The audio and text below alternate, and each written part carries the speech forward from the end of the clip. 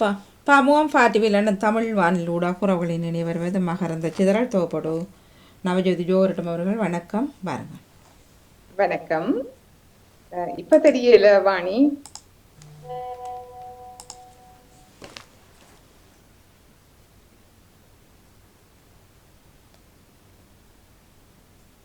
இப்ப தெரியுது, நல்லா தெரியுது.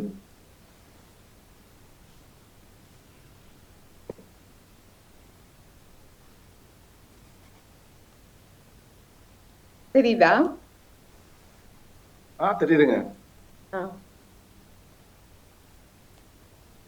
வாணி ஆரம்பித்துக் கொள்ளுங்கள். ஓகே. வணக்கம் அன்பு உறவுகளே. பாமுகப்பா டிவி மற்றும் லண்டன் தமிழ் வானொலி நூடாக நீங்க பார்த்தும் கேட்டுக்கொண்டு இருக்கின்றீர்கள். இன்றைய 660வது மகரந்த சிதறல் மிக அழகாக மலர இருக்கின்றது. தமிழ் ஆசிரியரான இவர் இந்தியாவின் பொள்ளாச்சி என்னுமிடத்தை புறப்படமாக கொண்டவர். பொள்ளாச்சி இலக்கிய வட்டத்தின் தலைவரான இவர் மிகச் சிறந்த ஒரு கவிஞர், எழுத்தாளர் என்று கூறலாம். கவிதை நூல்கள், சிறார் நூல்கள் மற்றும் கட்டுரைகள், சிறுகதை, கல்வி சார்ந்து 27க்கும் மேற்பட்ட நூல்களை எழுதி வெளியிட்ட ஒரு பெருமைக்குரியவர். புன்னகை இதழின் ஆசிரியராக செயற்படும் இவர் 29 விருதுகளை தட்டி சென்று ஒரு சிறப்புக்குரியவர் என்று அது ஒரு முக்கியமான விடயமாக கருதுகின்றோம். அவரை லண்டன் தமிழ் வானொலி, பாமுகம் டிவி உறவுகள் சார்பில் மிகுந்த பாராட்டை தெரிவித்து வரவேற்று நிற்கின்றோம். வணக்கம் அம்சப்பிரியா அவர்களே. வணக்கம். வணக்கம். உங்கள் அனைவரையும் சந்திப்பதில் பெருமகிழ்ச்சி அடைகின்றேன். மிக மகிழ்ச்சியா இருக்கிறது. இந்த பெரிய ஒரு 27 நூல்களுக்கு கிட்ட எழுதியிருக்கின்றீர்கள் என்று சொல்லும் பொழுது பெரும் விதமாக இருக்கிறது. அது மிக சந்தோஷம். முதலில் நீங்க இந்த பொள்ளாச்சி என்ற ஒரு இடத்தில இருந்துதான் நீங்க அதுவும் லண்டன்ல இடம்பெறுகின்ற பாமுகம் டிவியில கலைச்சு கொண்டிருக்கின்றது பெருமை தருகின்ற விடயம். உங்களுடைய பொள்ளாச்சி என்ற அந்த கிராமம், அந்த இடத்தை பற்றி கொஞ்சம் எங்களோட உறவுகளுக்கு விளக்க முடியுமா? கருணையுள்ள கவிதை நம்மை ஒருபோதும் கைவிடுவதில்லை. பாமுகம் மகரந்த சிதறல் 660வது நிகழ்வில் உங்களோடு கலந்து கொள்வதில் பெருமகிழ்ச்சி அடைகின்றேன். இதற்கு தொழில்நுட்பத்திற்கு நன்றி சொல்ல வேண்டும். தூரமாக இருக்கின்ற நம்மை இந்த இணைப்புகள் நம்மை இதயத்தையும் இணைத்திருக்கிறது. பொள்ளாச்சி என்றாலே பல்வேறு சிறப்புகளை உடையது. இயற்கை எழில் சூழ்ந்த ஒரு பகுதி, தென்னை மரங்கள் அதிகமாக இருக்கின்ற பகுதி, விவசாயத்திற்கு முக்கிய இடம் கொடுக்கக்கூடிய ஒரு பகுதி. உலக அளவிலேயே சொல்லலாம், ஆசியாவில் மிகப்பெரிய சந்தை என்ற ஒரு அடையாளத்தை, ஒரு சந்தை என்ற அடையாளத்தை உடையது எங்களுடைய பொள்ளாச்சி. பொருள் கூட்டல் ஆட்சி, பொருளாட்சி, பொழில் வாய்ச்சி, பொள்ளாச்சி. பொழில் என்றால் அழகு, அழகினுடைய நுழைவாயிலாக இருக்கக்கூடிய எங்களுடைய பகுதி பொள்ளாச்சி. மிகச்சிறந்த படைப்பாளர்கள், மிகச்சிறந்த ஆன்மீக தலங்கள், மிகச்சிறப்பான உழவு தொழில் என்று பன்முக சிறப்பு வாய்ந்தது எங்களுடைய பொள்ளாச்சி. ஒரு முறை நீங்கள் அவசியம் பொள்ளாச்சி வர வேண்டும். இந்த பொள்ளாச்சியினுடைய அழகு என்பது பெரும்பாலான நேரங்களில் இயற்கையான சூழல், அதிக வெயிலும் இல்லாமல் அதிக குளிரும் இல்லாமல் ஒரு இதமான சூழ்நிலையை கொண்டிருக்கும். பொதுவாக கூறினால் குளிர்சாதனம், ஒரு குளிர்ச்சியான சூழலும் இல்லாமல் வெப்பமான சூழலும் இல்லாமல் வாழ்வதற்குரிய தகுதியான ஒரு நகரமாக எங்களுடைய பொள்ளாச்சி இருக்கின்றது. நிறைய இலக்கிய படைப்பாளிகள் நிறைந்திருக்கக்கூடிய பகுதி எங்களுடைய பொள்ளாச்சி இலக்கிய வட்டம், புன்னகை என்று அனைத்து அமைப்புகளும், அறிவுச்சோலை, கல்வி, விழிப்புணர்வு அனைத்தும் சேர்ந்து பல சிறந்த படைப்பாளர்களை உருவாக்கக்கூடிய ஒரு நகரமாக இருக்கின்றது. கோவை மாவட்டத்தை சேர்ந்தது எங்களுடைய ஊர். எங்க ஊர் பில் சின்னாம்பாளையம் என்ற ஊர். பொள்ளாச்சி பக்கத்துல ஆழியார் அணை போகிற வழியில மலைச்சாரல், வால்பாறை என்கிற மலைச்சாரல். ஆங்கிலத்துல ரெட் டீ அப்படின்னு ஒரு நாவல் வந்திருக்கு. அந்த நாவல் எங்க ஊர்ல இருந்து பக்கத்துல இருக்கிற வால்பாறை தேயிலை தோட்ட தொழிலாளருடைய வாழ்க்கையை சொல்லக்கூடிய ஒரு பகுதி. அந்த ஏறக்குறைய அந்த தேயிலை தோட்ட வாழ்க்கை வரலாறை சொல்லக்கூடியது. நிமிர்ந்து பார்த்தால் வால்பாறை எங்களுக்கு ஒரு அழகான நகரம். சுற்றிலும் அருவி இருக்கக்கூடிய ஒரு பகுதி. மிக்க மகிழ்ச்சி. எங்களுடைய பொள்ளாச்சியை சிறு அறிமுகத்தின் மூலம் கூறியிருக்கின்றேன். ஆமாம், மிக மகிழ்ச்சியா இருக்கிறது. பொள்ளாச்சி என்பது ஒரு இயற்கை வளம். நீங்கள் கூறியதுல இருந்து நாங்கள் அறியக்கூடியதாக இருக்கிறது. இயற்கை வளம் ஒரு ஒரு அழகான இடம் போலதான் தெரிகிறது. கட்டாயம் நாங்கள் வந்து பார்க்க வேணும். ஆசையாக தான் இருக்கிறது. வசதிகள் வரும்போது பார்க்கலாம். நீங்கள் வந்து உண்மையில ஒரு சிறந்த ஒரு கவிஞர் என்று நாங்கள் அறிந்திருக்கின்றோம். அதை விட நீங்கள் குழந்தை இலக்கியங்கள்ல அந்த இலக்கியத்தோடு தீவிர ஈடுபாடுடையவர் என்ற என்பது மிக மகிழ்வு தருகின்றது. என்றாலும் முதலில் இந்த கவினை நீங்கள் சொன்ன அந்த காட்சியை பார்க்கும் பொழுது நான் நினைக்கிறேன் கவிதை தானாகவே உருவெடுக்கும். அங்கு இருக்கும் பொழுது அந்த இயற்கை காட்சி உங்களுக்கு அதை அழைத்து செல்லும் என்ற ஒரு நம்பிக்கை இருக்கு. அந்த வகையில உங்களுடைய குடும்ப பின்னணி அப்படி இருக்கிறது. அதாவது இந்த கவிஞராக நீங்கள் 27 பல்வேறுபட்ட நூல்களோட எழுதியிருந்தாலும் இந்த கவிதையில நுழைவது வந்து ஒரு வித்தியாசம். அது எப்படி உங்களுக்கு சாத்தியமாக்கியது? அதை பற்றி கொஞ்சம் கூற முடியுமா? உங்களுடைய குடும்ப பின்னணியில் யாராவது எழுத்தாளர்கள் இருக்கிறார்களா? முதல் கவிஞர் நவஜோதி ஜோகரத்னம் அவர்களுக்கு என்னுடைய பணிவான வணக்கங்கள். துவக்கத்திலேயே தோழர் அருண் பாலாஜி அவர்களும் இணைந்திருக்கிறார் அவனோடு. கவிதை குறித்தான பேசுவது என்றாலே மிகவும் மகிழ்ச்சியான ஒன்று. ஏனென்றால் ஏற்கனவே நான் கூறியது போல என்னுடைய அடைமொழியே கருணையுள்ள கவிதை நம்மை ஒருபோதும் கைவிடுவதில்லை என்பது எல்லா கூட்டங்களிலும் துவக்க ஒரு வாசகமாக வைத்திருக்கின்றேன். பொதுவாக என்னுடைய வாழ்வில் நடந்து கொண்டிருந்த பல்வேறு அனுபவங்களுடைய அடிப்படையில் அந்த கவிதை தான் நமக்கு இறுதியாக சரணடையக்கூடிய பகுதி என்று ஒரு பகுதியா இருக்கலாம்.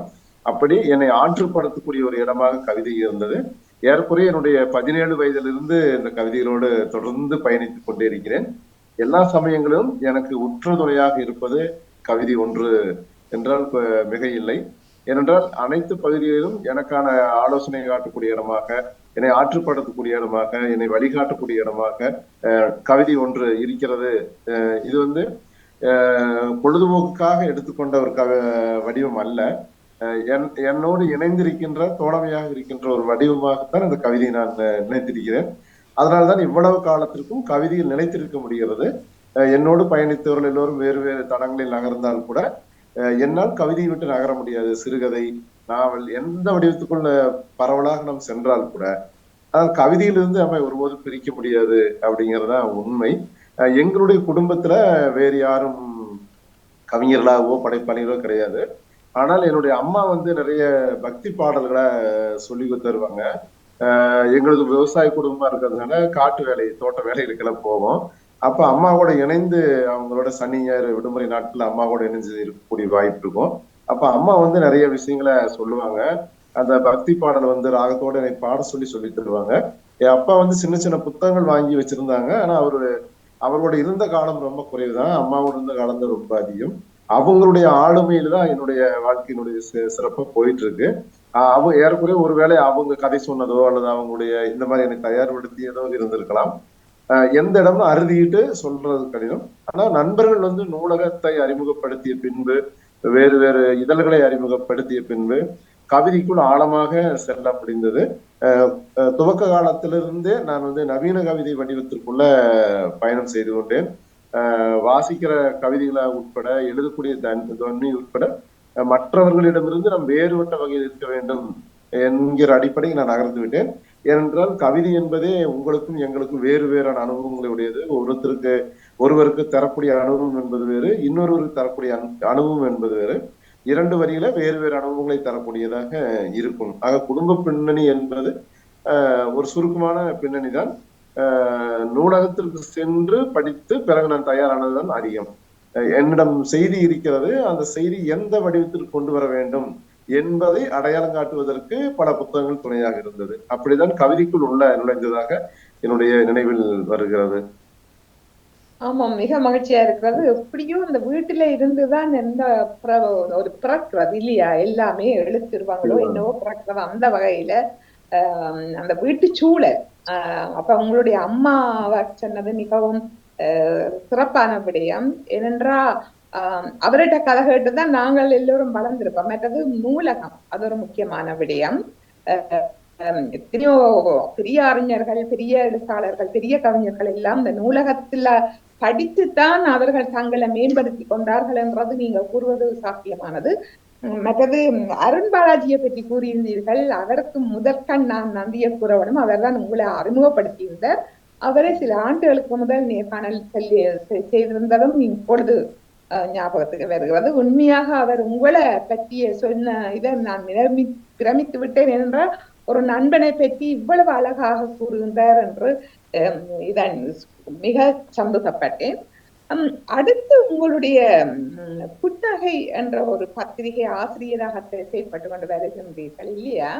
இந்த கேட்டுக்கொண்டு இருக்கின்றவர்களும் அந்த புன்னகை என்ற அந்த பத்திரிகை அது என்ன விதமான இது கருப்பொருட்களை, அதாவது கவிதையா இல்லாட்ட இதை தாங்கி வருகின்றன, அந்த சஞ்சிகை பற்றிய உங்களுடைய விளக்கத்தை கூறினால், இந்த உறவுகள் சிலரிடம் எழுதி கொண்டிருப்பார்கள், கவிதை எழுதுவார்கள், எங்க பிரசுரிக்க வேண்டும் என்ற ஒரு ஆவல் இருக்கும். சில நேரம் உங்களை போல அம்சப்பியாவை கண்டுபிடித்தார்கள் என்றால் அவர்களும் முன்னேறலாம், நீங்களும் முன்னேறலாம் இல்லையா? நல்ல ஒரு தொடர்பு.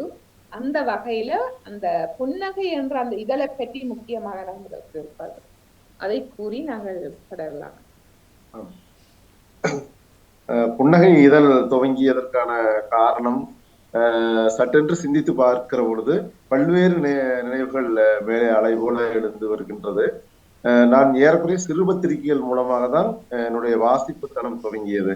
வணிக பத்திரிகைகள் என்பதை விட சிறு பத்திரிகைகள் ஆழமான சிந்தனையோடு வந்து கொண்டிருந்த என்னுடைய 18 வயதில் நான் எனக்கு அறிமுகமான பல இதழ்கள் கவிதையினுடைய வேறு வேறு வடிவங்களை அடையாளம் காட்டியது. எனக்கு எழுதுவதற்கான களம் எப்படி தேவைப்பட்டதோ அதுபோல மற்றவர்களுடைய எழுத்திற்கும் களம் தேவைப்படுகிறது என்பதை உணர்ந்தேன். அதை இந்த புன்னகை துவங்குவதற்கு முன்பே பல இதழ்களை துவங்கினேன். பொருளாதார பிரச்சனை மற்ற பல்வேறு சிக்கல்களின் காரணமாக அந்த இதழ்களை தொடர்ந்து நடத்த முடியவில்லை. புன்னகைக்கு முன்பாக வேள்வி என்கிற ஒரு இதழை துவங்கினேன். அதற்கு அதனுடைய வாசகமே படைப்புகளுக்காகவே என்கிற வாசகத்தோடு தான் அதை தொடங்கினோம். என்னோடு காரை சந்திரசேகர் என்கிற நண்பர் வந்து அந்த நண்பனாலும் இருவரும் வந்து ஒரு சாலை மாணவர்கள். அதனால இருவருமே இலக்கிய ஆர்வம் இருந்ததுனால அந்த பத்திரிகையை நடத்தினோம். நான், காரை சந்திரசேகரன், கோவிந்தராஜ் என்கிற நண்பர் மூவரும் சேர்ந்து அந்த பத்திரிகை நடத்தினோம். முதன்மையான சிறுகதைகளுக்கு வந்து ஒரு நல்ல இடம் கொடுத்திருந்தோம். தரமான கவிதைகள், தெரிந்தவர் தெரியாதவர் என்று பாகுபாடு பார்க்காமல் படைப்புகளுக்கு மட்டும்தான் முக்கியத்துவம் கொடுக்கணும் அப்படிங்கிற அடிப்படையில் அந்த வேள்வி இதழை தொடங்கணும். ஏறக்குறைய ஒரு 3 இதழ்கள் கொண்டு வந்தோம். ஒரு 2 மாதங்களுக்கு ஒரு முறை. ஏறக்குறைய பணம் அந்த இதழ்களுக்கு நிறைய செலவானதுனால தொடர்ந்து நடத்த முடியல அதைய. ஏன்னா உங்களுக்கு இதுக்கான வாசக வட்டம் என்பது குறைவு, அதே சமயத்துல அதுக்கான செலவுகள் அதிகம். ஒரு வணிக பத்திரிகை தொடர்ச்சியாக அதை நம்ம பரவலான ஒரு வியாபாரத்துக்கு நகர்த்த முடியாது அதைய. ஆனா தரம் என்பது மிக முக்கியமா இருந்ததுனால அதற்கிடையில என்னுடைய தொழில் ரீதியா இங்க எங்க பகுதியில் இருக்கிற ஆனைமலை அப்படிங்கிற ஊருக்கு வந்து தொடர்ச்சியா நான் போயிட்டு இருந்தேன். அங்க வந்து ஸ்டேஷனரி கடையில நான் அறிமுகமானவர் வந்து ரமேஷ்குமார் அவர்கள், புன்னகை சி ரமேஷ்குமார் அவர்கள். அவரோடு உரையாட கிடைத்த இடத்துல ஒரு பத்திரிகை இருவரும் சேர்ந்து தொடங்கலாம் என்று அவர் கூறினார்.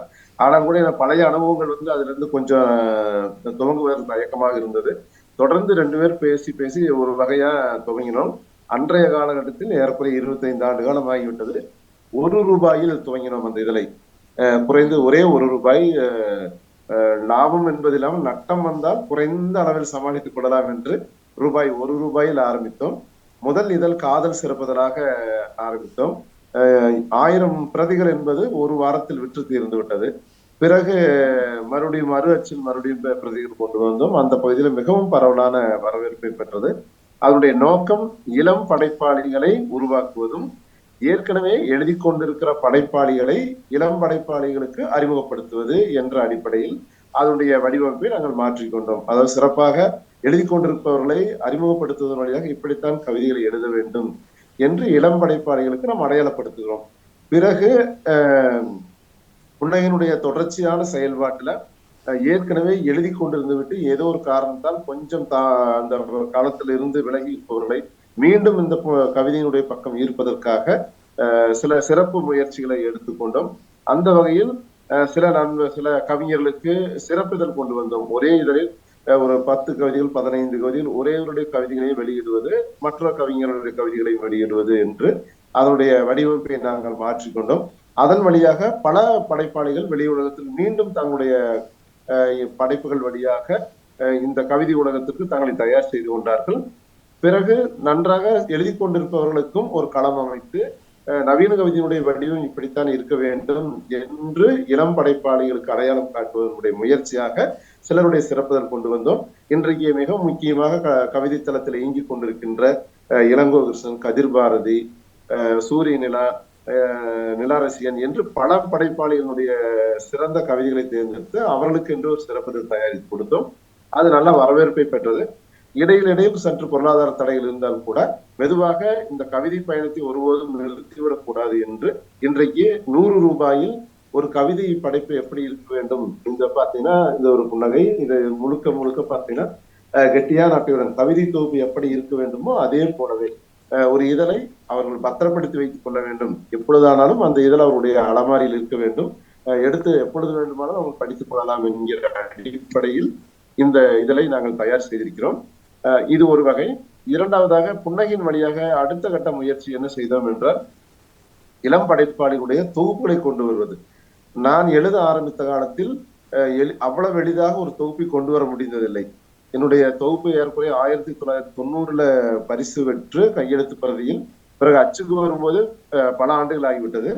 அப்படி இளம் படைப்பாளிகளுக்கு இன்றைய படைப்பாளிகளுக்கு அப்படி நேர்ந்து விடக்கூடாது என்ற வழியில் நாமே அவர்களுக்கு அந்த வழிகாட்டுவோம். அச்சகங்களை அடையாளம் காட்டுவது, எல்லா கவிதைகளையும் நாமே வாங்கி அவர்களுக்கு ஒரு தொகுப்பை உருவாக்கி தருவது என்ற அடிப்படையில் பதிப்பகமாகவும் உருவானோம். இந்த பதிப்பகமாக உருவான பின்பு பல இளம் படைப்பாளிகளுக்கு புதிய புத்தகங்களை நாங்கள் அச்சிட்டு கொடுத்தோம். அது பொள்ளாச்சி இலக்கிய வட்டத்தின் வழியாகவும் நடந்தது, புன்னகை அமைப்பினுடைய வழியாகவும் நடந்தது. இரண்டின் வழியாகவும் அந்த பணியை நான் சிறப்பாக செய்து வந்தோம். புன்னகை சி ரமேஷ்குமார் அவருடைய நானும் அவரும் இணைந்து செய்த இந்த பணிகளை அடுத்த கட்ட முயற்சியாக என்ன செஞ்சோம் அப்படின்னு பாத்தீங்கன்னா பல கவிஞர்கள் தொகுப்புகளை வெளியிடுகிறார்கள். புத்தக கண்காட்சி நடக்குது. ஏறக்குறைய ஒரு ஆண்டுதோறும் 500-600 தொகுப்புகள் வருகிறது. சிறந்த தொகுப்புகளை நம்ம அடையாளம் காண வேண்டும் என்ற அடிப்படையில் ஆண்டுதோறும் மே மாதம் சிறந்த இலக்கிய இந்த நம்முடைய புன்னகை மாதிரியான இதழ்களுக்கு, சிறந்த இதழ்களுக்கான ஒரு பரிசை விருதுகளை கொடுத்து கௌரவிக்க வேண்டும் என்று துவங்கியது. அதே போல சிறந்த 3-4 கவிதை நூல்களுக்கு விருதுகள் கொடுத்து கௌரவிப்பது என்று முடிவானோம். கடந்த 5 ஆண்டு காலமாக இந்த இலக்கிய விருதுகள் வழங்கும் விட ஆண்டுதோறும் மே மாதம் சிறப்பாக செய்து வருகிறோம். இப்படி புன்னகையினுடைய பயணம் மிக சிறப்பாக போய் கொண்டிருக்கிறது. இந்த இணைப்பில் இருக்கின்ற நண்பர்கள், கவிஞர்கள் புன்னகையினுடைய பணியை அவர்கள் பயன்படுத்திக் கொள்ளலாம். அவர்களுடைய கவிதைகள் புன்னகை பிரசுரிக்கும். அந்த வகையில் 2 நோக்கங்களை வைத்திருக்கிறோம். ஒன்று, இளம் படைப்பாளிகளாக இருந்தால் அவருடைய படைப்புகள் ஓரளவுக்கு அடுத்த இடத்துல அவர்கள் நகர்ந்து விடுவார்கள் என்ற நம்பிக்கை தெரியும். அதாவது ஒரு கவிதை படிக்கின்ற போது நம்ம கண்டுபிடித்து விடுவோம் இவர்கள் ஒரு தற்காலிகமாக தயாராகிறார்களா அல்லது நிரந்தரமாகவே கவிஞர்களாக மாற வேண்டும் என்ற இலக்கோடு இருக்கிறார்களா என்று நாம் கண்டுபிடித்து விட முடியும். அப்படி அவருடைய நம்பிக்கை தெரிகிற கவிதைகளாக இருந்தால் அவர்களுக்கு ஒரு வாய்ப்பை தருகிறோம். அது தரம் இருக்கிறது, குறைவாக இருக்கிறது, அதிகமாக இருக்கிறது என்றெல்லாம் கடந்து அவர்களை ஊக்கப்படுத்த வேண்டும் என்கிற அடிப்படையில் புன்னகையில் அவர்களுக்காக சில பக்கங்களை ஒதுக்கி விடுகிறோம். இளம் படைப்பாளர் பக்கம் என்று அதை ஒதுக்கி விடுகிறோம். ஆக படைப்பாளர்கள் பல்வகையான படைப்பாளிகளுக்கும் அங்கு வாய்ப்பு இருக்கிறது. அதுவரை ஏற்கனவே எழுதி வெளியிட்டு இருக்கிற நூல்களுக்கு நூல் அறிமுகம் செய்து வைக்கின்றோம். நல்ல தொகுப்புகளுக்கு அது எழுதக்கூடியவங்களுக்கும் வாய்ப்பு. நூல் அறிமுகம் அன்று அப்பொழுதுதான் புதிதாக களத்தில் ஒரு தொகுப்பை படித்து எழுதக்கூடியவங்களுக்கும் வாய்ப்பு தருகிறோம். நல்ல படைப்பாளர்களையும் நல்ல நூல்களையும் நாம படித்தும் அதற்கான அறிமுக கட்டுரைகளை எழுதுகிறோம். ஆக ஒரு விரிவான தளத்தில் அந்த புன்னகையினுடைய பயணம் சென்று கொண்டிருக்கிறது என்பது பெரும் மகிழ்ச்சி. இந்த புன்னகையை நமது படைப்பை கேட்டுக்கொண்டிருக்கிற அனைவருமே அதை பயன்படுத்திக் கொள்ளலாம். நல்ல இதழாக இருக்கிறது, நல்ல பதிப்பகமாக இருக்கிறது, நல்ல நூல்களை ஊக்கப்படுத்தியும் வருகிறோம். ஆமாம், கேட்கறதுக்கு மிக மகிழ்ச்சியா இருக்கிறது. இந்த புலம்பெயர்ந்து இந்த உறவுகள் இப்ப இந்த தொலைக்காட்சியை கேட்டுக்கொண்டிருக்கின்றவர் பார்க்கின்றவர்கள் கூட ஒவ்வொரு நாடுகளில் இருந்து பார்த்து கொண்டிருக்கின்றார்கள் உறவுகள் இல்லையா? ஹாலண்ட்ல இருப்பார்கள், பிரான்ஸ்ல இருப்பார்கள், கனடாவில இருப்பார்கள். அவர்களுடைய மொழி தமிழ்ல முதல் மொழியாக இருந்தாலும் அவர்கள் ஒவ்வொரு நாட்டில இருந்து கேட்கல அவர்களுக்கு தாய்மொழி இப்ப லண்டன்ல இருக்கிற பிள்ளைகளுக்கு, இளம் சிறுவர்களுக்கு அவர்களுக்கு தாய்மொழி என்ன? ஆங்கிலம். அதே மாதிரி ஹாலண்ட்ல இருந்தா அவர்களுக்கு அந்த நாட்டு ஹாலண்ட் பாஷை தான் இருக்குது இல்லையா? அந்த ஒரு சிக்கல் இருக்கிறது. இருந்தும் இதுல முக்கியமான ஒரு விடயத்தை நான் இங்க இதுல குறிப்பிட வேண்டும் என்னென்றால், நடாமோகன் அவர்கள் அது பாமுகம் டிவியின் பொறுப்பாளர் இருக்கின்றார். அவர் ஒரு அருமையான கவிதை, இந்த சிறுவர்களை நீங்கள் குறிப்பிடுகின்ற அந்த சிறுவர்களை வைத்து அவர்களாக அறிவிப்பாளர்களாக இருக்கின்றார்கள். அவர்கள் கவிதைகள் எழுதுகிறார்கள், தமிழ்ல அழகாக பேசுவார்கள். அவர்களுக்கு நான் நினைக்கிறேன் இது ஒரு களமாக இருக்கும். அவர்கள் கேட்டுக்கொண்டிருக்கின்ற உறவுகள் நீங்கள் வந்து கதைக்கலாம். அம்சப்பிரியாவோட நீங்கள் உறவு கொள்ளலாம். அவர் உங்களுக்கு சில தமிழ்ல தான் கவிதைகள் எழுதுவார்கள் இல்லையா? எழுதக்கூடிய பிள்ளைகளை நீங்கள் ஊக்கப்படுத்தலாம். அதை நீங்கள் கூறுவது போன்று அதை வெளிக்கொண்டு வரலாம். அந்த வகையில் திரு நடாமோகன், திரு வாணிமோகன் அவர்களோட நீங்கள் தொடர்பு கொண்டு இருந்து கொண்டால் உங்களுக்கு இது நல்ல ஒரு வாய்ப்பாக அமையும் என்று நான் நம்புகின்றேன். கவிதைகள் மட்டும் தானா செய்வீர்களா, இல்லாட்டா சிறுவர்கள் வந்து சிறுகதைகள் கூட எழுதுறார்கள்? இப்ப நாங்கள் சிறுகதைகள் அதுல இருந்து ஒரு பாய்ச்சல் பாத்தி பாஞ்சு வேற இலக்கிய வடிவங்கள்லயும் அவர்கள் தங்களுடைய திறமைகளை வெளிப்படுத்தி கொண்டிருப்பார்கள் தானே. அத்தகைய சிறுவர்களுக்கு, இளைஞர்களுக்கு அல்லது வளர்ந்தவர்கள் கூட இப்போ எழுதுகின்றார்கள் இல்லையா? அந்த அவர்களுக்கு நீங்கள் களம் அமைத்து கொடுப்பீர்களா?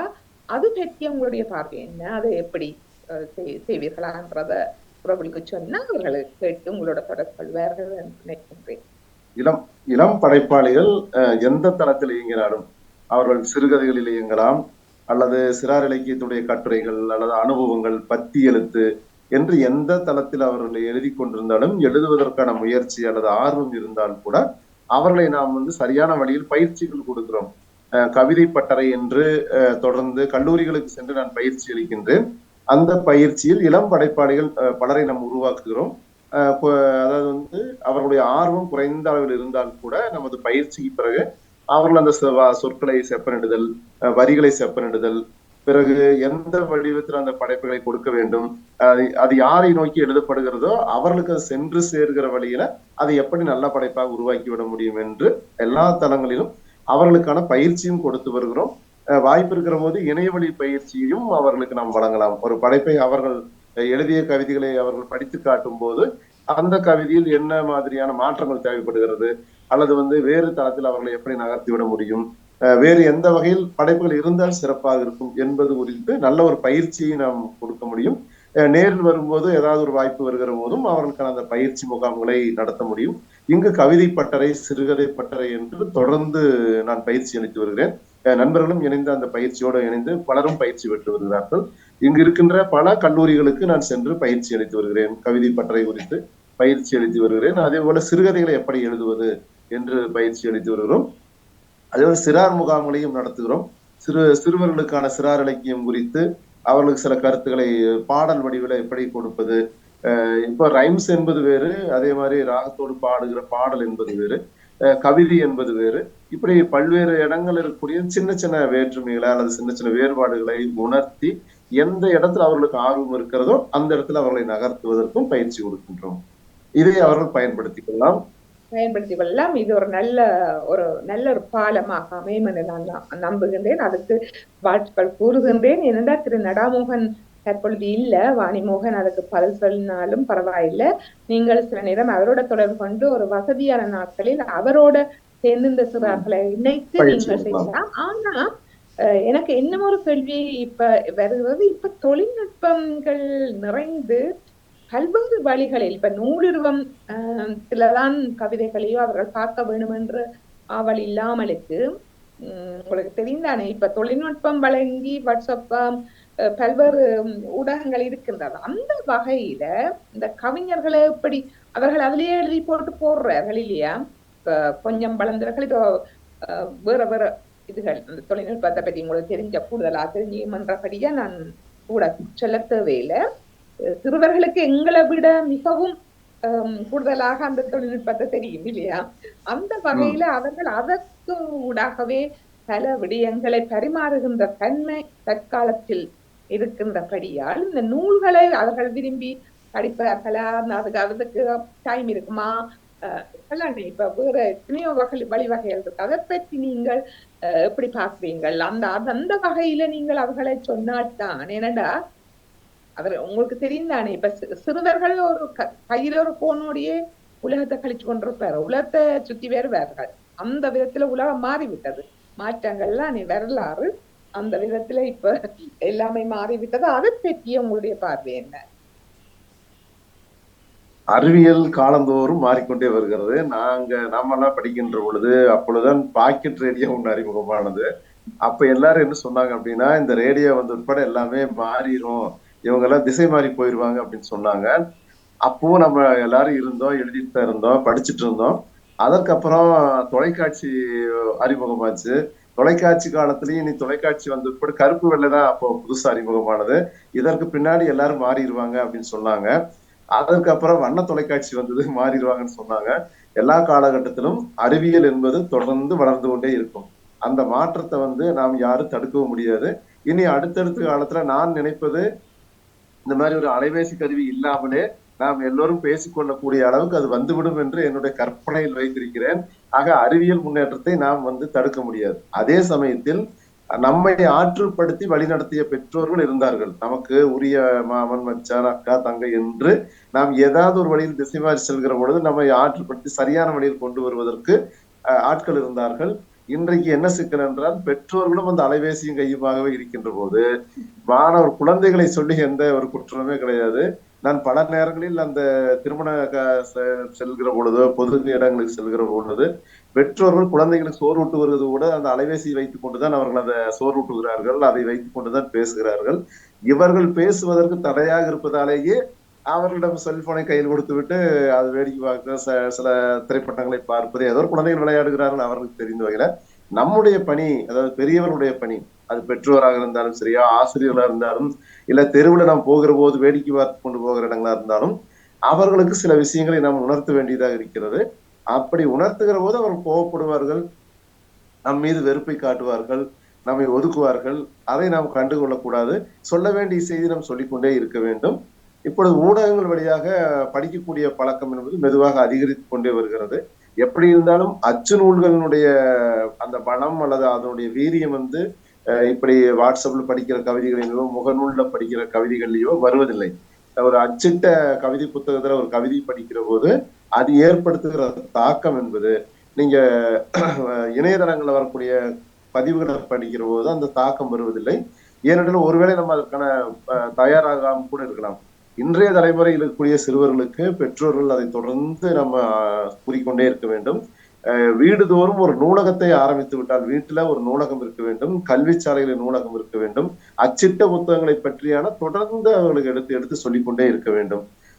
அல்லது இங்க இருக்கிற இந்த ஊடகங்கள்ல விளையாட்டுகளை பற்றியோ அல்லது வேறு வகையாக அந்த அலைபேசியை பயன்படுத்துவதற்கு பதிலாக புத்தகங்களை பயன்படுத்தலாம், படிக்கலாம் அது சின்ன சின்ன கவிதைகளாகவோ சின்ன சின்ன கதைகளாக அந்த மாதிரி அவர்களுக்கு அறிமுகப்படுத்தினால் ஒருவேளை அவர்கள் அதிலிருந்து மாறுவார்கள். எப்படி பார்த்தாலும் இது ஒரு காலகட்டத்தில் மாறி அவர்கள் வேறு நல்ல ஒரு ஆரோக்கியமான வழிக்கு அவர் தயாராகி விடுவார்கள். எப்பொழுதும் நாம் வந்து நம்பிக்கை இழக்க வேண்டியதில்லை. ஒரு சமுதாயம் வந்து வேறு திசையில் சென்று கொண்டிருக்கிறது என்று நாம் நம்பிக்கை இழக்க வேண்டியதே இல்லை. அவர்கள் அது ஒரு கட்டத்தில் விலகி வந்து விடுவார்கள். அவர்களுடைய வயது உரிய பக்குவம் இருக்கிற போது விலகி வந்து விடுவார்கள். அவர்களுக்கு எது தேவையோ அதை அடைந்து விடுவார்கள். எல்லா காலகட்டங்களிலும் அப்படி இருக்கிறது. திறமையுள்ளவர்கள், நிச்சயமாக இலக்கிய அறிவு உடையவர்கள் அந்தந்த வழிகளை தேடி கண்டுபிடித்து முட்டி மோதி வெளியே வந்து விடுவார்கள். வணிக ரீதியான மனம் உடையவர்கள் அதிலிருந்து விடுபடுவதற்கு நாம் தொடர்ந்து பல்வேறு விதமான செய்திகளை கொடுத்து கொண்டே இருக்க வேண்டும். அந்த வெற்றிடங்கள் தான் அவர்களை அப்படி உருவாக்குகிறது. உலகம் முழுக்க சிறார்களுடைய நிலை பார்க்கின்ற பொழுது அவர்களுக்கு திரைப்படங்கள், பொருத்தமான திரைப்படங்கள் வேண்டும், பொருத்தமான திரையரங்குகள் வேண்டும், பொருத்தமான பொழுதுபோக்கு மையங்கள் வேண்டும். அவர்களுக்கான இடம் என்பது ஒரு வெற்றிடமாகத்தான் இருக்கிறது. பெரியவர்களுக்கான இடங்களுக்குத்தான் நாம் சிறுவர்களை அழைத்து சொல்கிறோமே தவிர சிறுவர்களுக்கான இடங்களுக்கு பெரியவர்கள் நாம் செல்வதில்லை. இது ஒரு இடையூறு. நீங்க உலக அளவுல பார்த்தீங்கன்னா எனக்கு தெரிந்து இருக்கிறதா என்று தெரியல, சிறுவர்களுக்கு மட்டுமே திரையரங்கம் எங்காவது இருக்கிறதா என்று நான் தேடிக்கொண்டிருக்கிறேன். அந்த திரையரங்கம் என்பது குழந்தைகள் மட்டும்தான் அங்கு அனுமதிக்க வேண்டும், விரும்பினால் பெற்றோர்கள் போகலாம் அப்படி என்ற ஒரு பாதுகாப்பான ஒரு திரையரங்கம். அவர்களுக்கு என்று திரைப்படங்கள் தேவைப்படுகிறது. அதாவது வந்து சிறார்களை முதிர்ச்சி அடைந்தவர்களாக காட்டுகிற திரைப்படங்கள் கொஞ்சம் அதிகம். நான் பார்த்த ஒரு ஆங்கில படம் அநேகமாக where is my friend home என்று நினைக்கிறேன். ஹவுஸ் அல்லது ஹோமா இருக்கும். அந்த ஒரு படம் ஒரு குறிப்பிட்ட ஒரு 2.25 மணி நேரம் ஓடக்கூடிய ஒரு படம் தான். 2 சிறுவர்கள் ஒரு வகுப்பறை. அந்த மாதிரியான படங்கள் இன்றைக்கு மாணவர்களுக்கு எடுத்து செல்ல வேண்டியதாக இருக்கிறது. அதே மாதிரி ரெட் பலூன் மாதிரியான திரைப்படங்கள், உலகளவிய திரைப்படங்கள் இன்றைக்கு குழந்தைகளுக்கு தேவைப்படுகிறது. குழந்தைகளே நடிக்கக்கூடிய படங்கள் அவர்களை தேவைப்படுகிறது. அப்ப அவர்களுக்கான ஒரு இடத்தை நாம் உருவாக்காமல் அவர்களை குற்றம் சொல்வது என்பது பொருத்தமானதாக இருக்காது. ஆக நம்முடைய இலக்கு என்பது இன்றைக்கு நம்ம அலைவரிசையில் இருக்கக்கூடியவர்கள் அவரவர்களுடைய பகுதியில் குழந்தைகளுக்கான ஒரு பூங்காவை உருவாக்குவது, குழந்தைகளுக்கான ஒரு திரையங்கத்தை உருவாக்குவது, குழந்தைகளுக்காகவே திரைப்படங்களை உருவாக்குவது என்று தங்களுடைய களத்தை விரிவு செய்து கொள்ள வேண்டும் என்பது என்னுடைய விருப்பம், என்னுடைய வாழ்நாள் விருப்பம் என்று கூட இதை சொல்லலாம். குழந்தைகளுக்கான திரையரங்கம், குழந்தைகளுக்கான பூங்கா, குழந்தைகளுக்கான நூலகம் என்று ஒரு தனி உலகம் அவர்களுக்காக இருக்க வேண்டும் என்பது என்னுடைய வாழ்நாள் கனவு என்று கூட நினைக்கிறேன். உங்களோட பேசுகிற போது தானாகவே உள்ள இருக்கிற கனவுகள் வெளிவருகிறது. அதை நோக்கி நானும் பயணம் செய்து கொண்டிருக்கிறேன். அதெல்லாம் நிறைவேறுவது என்றுதான் சொல்லுவார்கள். ஆனபடியா உங்களுடைய கனவுகள் நிறைவேற வேண்டும் என்று வாழ்த்து கூறி, அடுத்து நீங்கள் திருக்குறள் பற்றிய ஒரு வீடியோவை அனுப்பியிருந்து நான் அதை பார்த்து மிகவும் பிரமிச்சு போனேன். அவ்வளவு விருதுகள் எல்லாம் பெற்றிருக்கின்றீர்கள். அதை பற்றி கொஞ்சம் அந்த திருக்குறள் பற்றிய செயற்பாடுகள் என்ன ஆக இருக்கிறது? எந்த லண்டன்லையும் இங்க மாணவர்கள் விளங்கினார்களோ விளங்கவில்லையோ, திருக்குறள் போட்டிகள் எல்லாம் இந்த பாடசாலைகளில் வைத்து பிள்ளைகள் அழகாக சொல்லுகின்றார்கள். விளக்கம் இருக்கோ இல்லையோ அது வேற விடயம். ஆனால் அந்த குறிப்பிட்ட வயதுக்கு ஏற்ற திருக்குறள்களை பாடமாக்கி அதை ஒப்புவித்து அழகான தமிழ்ல, இப்போ ஒரு சில நாட்களுக்கு முதல் ஒரு பாடசாலையில் என்னை கூப்பிட்டிருந்தார்கள். அங்கு சென்ற போது எனக்கு மிகவும் வியப்பாக இருந்தது. அவ்வளவு உச்சரிப்பும் மிக அழகாக அந்த பிள்ளைகள் அதை சொன்ன விதமும் அந்த திருக்குறள் என்ற பெருமையை நான் உணர்த்தேன். அந்த வகையில இந்த திருக்குறள் பற்றிய உங்களுடைய பார்வை, எங்களுடைய உறவுகள் சிறார்கள் பலர் கேட்டுக் கொண்டிருப்பார்கள், அவர்களுக்கு என்ன கூற விரும்புகின்றீர்கள்? உலக அளவுல மிகச்சிறந்த நூல் திருக்குறள் என்று சொன்னால் அது சாதாரண ஒரு வரி. அதாவது எல்லோரும் சொல்வதைத்தான் நாம் சொல்கிற மாதிரி இருக்கும்.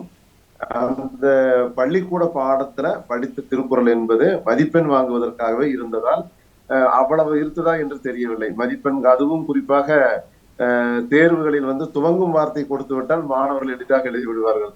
அந்த முடியும் வார்த்தை கொடுத்தால் படித்த குறளை கூட மறந்துவிட்டு தடுமாறி கொண்டுதான் வெளியே வருவார்கள். அதை கடந்து திருக்குறளுக்குள் ஒரு மிகப்பெரிய வாழ்வியல் உண்மை இருக்கிறது என்பதை இன்றைய இளைஞர்களுக்கு புரிய வைத்து விட வேண்டும் என்பதற்காகவே எங்கள் பகுதியில் முதலாக திருக்குறள் ஒரு பரப்புரையாக அதை நான் செய்ய துவங்கினேன். கடந்த 10 ஆண்டுகளாக தொடர்ந்து இந்த பணியை செய்து வருகிறேன். உதாரணத்துக்கு பாத்தீங்கன்னா, திருக்குறள்ல எத்தனை சொற்கள் இருக்கலாம் அப்படின்னு உங்களுக்கு தெரியும். 7ஆல பெருக்கி போட்டா வந்துடும். அது ஆய்வுகள் எத்தனை எழுத்துகள் இருக்கிறது என்று கூட ஆய்வுகள் எடுத்து செய்யறாங்க. அதாவது ஒரு 42,000 சொற்களுக்கு மேல 912 என்று ஏறக்குறைய சொல்கிறேன். அந்த அளவுக்கு அதுல எழுத்துகள் இருக்கின்றது. இவ்வளவு இருக்கின்ற அந்த பொக்கிஷம் அது முழுக்க பாடத்திட்டத்திற்குள் போய் நின்று விடாமல் மக்களுடைய வாழ்வாக மாறிவிட வேண்டும் என்ற அடிப்படையில் தொடர்ந்து சிறார்களுக்கு இந்த முயற்சி எடுத்துட்டு போயிட்டே இருக்கிறோம். அதுக்கு ஒரு நல்ல பலனும் கிடைக்கிறது. ஆண்டுதோறும் 1330 குறளையும் பார்த்து எழுதுகிற மாணவர்களுக்கு திருக்குறள் ஆர்வலர் விருது என்ற விருதை கொடுத்து கௌரவிக்கிறோம். அது ஒரு அடையாளம் அவர்களை ஊக்கப்படுத்துவதற்கு. அவர்கள் ஒரு முறையேனும் அந்த 1330 குறளையும் பார்த்து எழுதுகிற பொழுது அவர்களை அறியாமலே ஒரு சொற்கள் ஆழ்மனத்துக்குள்ள போய் பதியும். அது அவர்களை வழிநடத்தும். என்னை பொறுத்தவரை நான் 2 குறள்களை வாழ்நாளம் நினைத்துக் கொள்வேன். இன்னா செய்தாரை ஒருத்தல், அவர் நாண நன்னயம் செய்துவிடல். யாராவது ஏதாவது செய்கிற போது இந்த குறள் என்ன ஆள் மனசுக்குள்ள ஓடும். சரி, நம்ம கடந்து போவோம். இந்த வாழ்க்கையில் இன்னும் சாதிக்க வேண்டியது நிறைய இருக்கு. அடுத்தது நன்றி மறப்பது நன்று என்று, நன்றல்லது அன்றே மறப்பது நன்று என்ற அந்த குறள். இந்த 2 குறள்களையும் என் வாழ்நாள் முழுக்க அதை கடைபிடிச்சிட்டு வரும்போது பல நன்மைகள் கிடைக்குது நமக்கு. இதை குழந்தைகளுக்கு கொண்டு போகணும் அப்படின்னு நினைக்கிறோம். பாத்தீங்கன்னா, ஒரு சூழலியல் சார்ந்து வள்ளுவர் ஒரு நாடு எப்படி இருக்க வேண்டும் என்று சொல்கிற போது அவருடைய அகன்ற ஒரு கனவு பாருங்களேன். மணி நீரும் மண்ணும் மலையும் அணிலர் காடும் உடையது அரண் அப்படிங்கிறாரு. ஒரு நாடு அப்படிங்கிற ஒரு பகுதி அல்லது ஒரு ஊர் அப்படிங்கிற பகுதி ஒரு பாதுகாப்பா ஒரு மலை இருக்கணும் அப்படிங்கிறாரு. அப்ப குறிஞ்சி, முல்லை, மருதம், நெய்தல், பாலை என்று வருகிற போது குறிஞ்சி நிலத்திற்குடைய அடையாளமாக இருக்கிறது. எல்லா வகையான நிலங்களையும் அந்த கவிதைக்குள்ளேயே கொண்டு வந்துடுறாரு. அப்படி ஒரு சிறந்த 2 வரிகளுக்குள்ள ஒரு நாடு இப்படிதான் இருக்கணும் என்று சொல்ல வருகிற போது இந்த நாட்டை இன்றைய இளைஞர்கள் எப்படி காப்பாற்றி வைத்துக் கொள்ள வேண்டும் என்பதற்கான ஒரு அடையாளமாகவும் அதை விட்டு செல்கிறார். அப்ப எல்லா காலத்துக்கும் பொருந்துகிற வரிகள். இன்றைக்கு நாம் எழுதுகிற கவிதைகள் சென்ற ஆண்டு முகநூலில் பார்க்கிறோம், மெமரிஸில் காட்டுகிற போது இதை போய் எப்படி நம்ம நல்ல கவிதை என்று நினைத்துக் கொண்டிருந்தோம் என்று நாம் நினைக்கிறோம். ஒரு வருஷத்துக்கு முன்னால் எழுதின கவிதை வேண்டாம் என்று நினைக்கிறோம். ஆனால் எத்தனை ஆண்டுகளுக்கு முன்போ எழுதிய ஒரு கவிதை அந்த பிரதி என்னிடம் இருக்கிறது. அந்த புள்ளிகள் இல்லாத மெய்யெழுத்துகளுக்கான புள்ளிகள் எல்லாமே வள்ளுவர் எழுதிய முதல் பிரதியினுடைய ஒரு பகுதி என்னுடைய நண்பர் கொடுத்தார். அது முதல் அச்சில் வந்த பிரதி ஒன்று இருக்கிறது.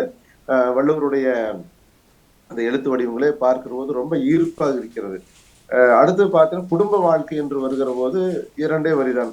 அன்பும் அறனும் உடைத்தாயின் இல்வாழ்க்கை பண்பும் பயனும். அது எவ்வளவு எளிமையா சொல்லிட்டாருங்க. அன்பு இருக்கணும், குடும்பத்துல ஒரு அறம் இருக்க வேண்டும். இந்த 2 இருந்தால் மகிழ்ச்சி இருக்கும். இந்த மகிழ்ச்சியினுடைய குறைபாடுதான் குழந்தைகளையும் பாதிக்கிறது. பெற்றோர்களுடைய சின்ன சின்ன சச்சரவுகள் வளர்கிற குழந்தைகளை பாதிக்கிறது. நம்ம சென்ற கேள்வி பார்த்தோம் இல்லைங்கன்னா, வெற்றிடம், குழந்தைகளுக்கான வெற்றிடம் அது எங்கே உருவாகுது? குடும்பத்தில் இருக்கக்கூடிய சிக்கல்கள். இதை பெற்றோர்கள் புரிந்து கொண்டால், இந்த குரலை உள்வாங்கி கொண்டால் குடும்பம் என்பது மகிழ்ச்சியாக இருக்கும். அடுத்தது பார்த்தீங்கன்னா, தக்கார் தகவிடர் என்பது அவரவர் எச்சத்தார் காணப்படும். எது பெருமை?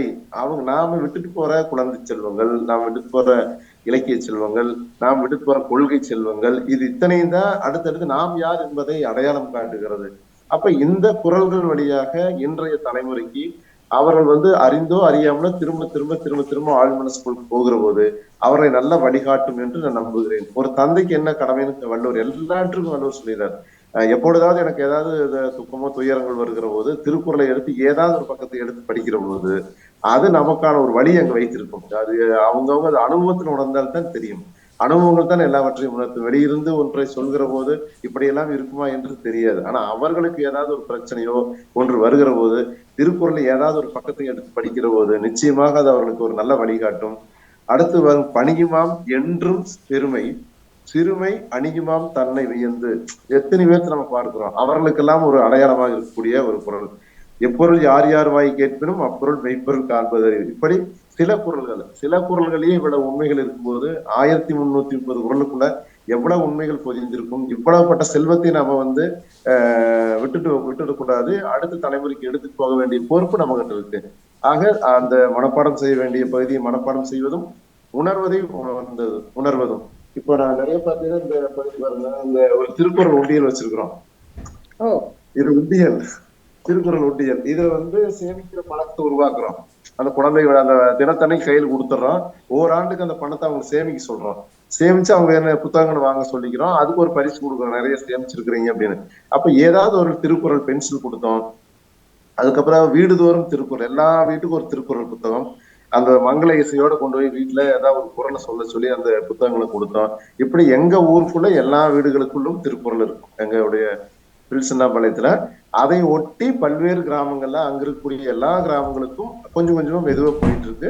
அடுத்தடுத்த ஆண்டுகள்ல அது இன்னும் கொஞ்சம் விரிவாக நடத்துவதற்கான திட்டமிட்டு இருக்கிறோம். அதிகபட்சமா நம்முடைய நம்ம திட்டத்துல வரும் பொருளாதாரம் தான். அந்த பொருளாதாரத்தை சரி பண்ணி தயாராயிட்டு இருக்கிறோம் நாங்க அடுத்தடுத்த ஆண்டு. ஆக இந்த திருக்குறள் பணி என்பது குழந்தைகளை மிகவும் அதாவது அவர்களை சீர்படுத்தி கொண்டு வரக்கூடியதாக இருக்கிறது என்பது பெரும் மகிழ்ச்சி.